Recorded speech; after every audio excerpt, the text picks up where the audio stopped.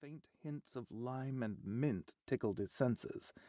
Seth Burke's body wash reminded Rueben of a mojito, and the man himself was much more intoxicating than white rum, and he should know since he was still hungover 9 months later after their wild and reckless weekend together. "Good morning, Phaedra.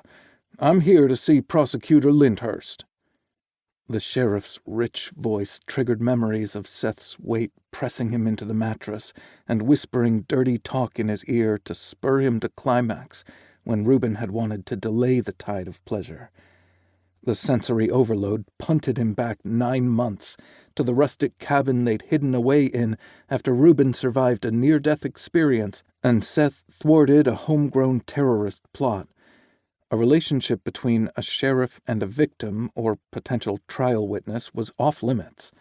Seth had made that clear when they'd parted ways early on the Monday after. But the longing in his gray eyes after their last shared kiss spoke louder than words ever could. Rueben had understood the stakes and didn't want to see Mick and Quentin Carson walk free on a technicality, or have a jury reach a not guilty verdict because they couldn't trust the investigators. So Rueben planted his desires deep into a fertile garden of hope and tended to it with memories from that one perfect weekend whenever his soul needed TLC. Phaedra was in her early 30s and peered at Seth with cartoon character heart eyes. Rueben couldn't blame her, but he wanted to growl out a warning for the lady to back away from his man.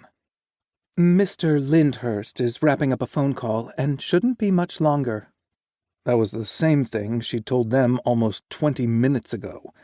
But Rueben embraced his annoyance to avoid engaging other emotions. The prosecutor's office was not an appropriate place to let his fantasies of Seth run rampant. He rattled his magazine to pull Keegan's attention back to the photo of the cutie with the sun-kissed streaks in his hair. "Highlights, yes or no?" Keegan darted a glance in Burke's direction before meeting Ruben's gaze.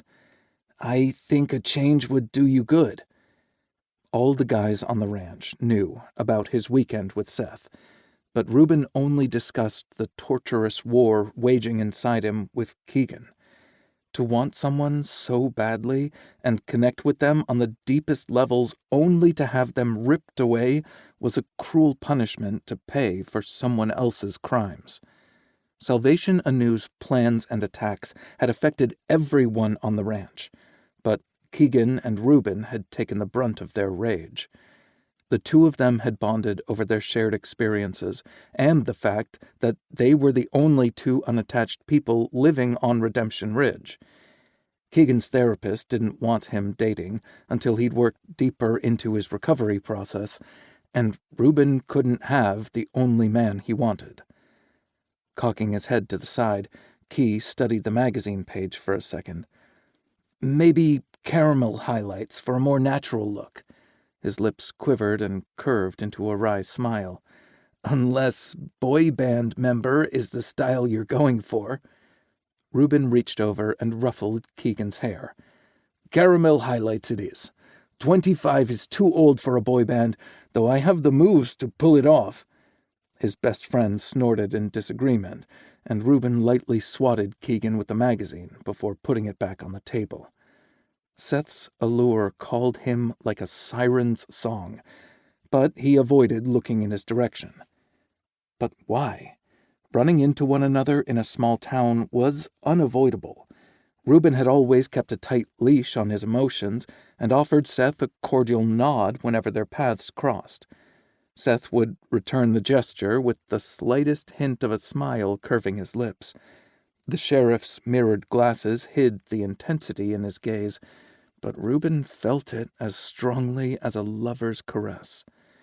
He risked a glance in Seth's direction and noticed he'd taken the farthest seat away from them and had busied himself with his phone.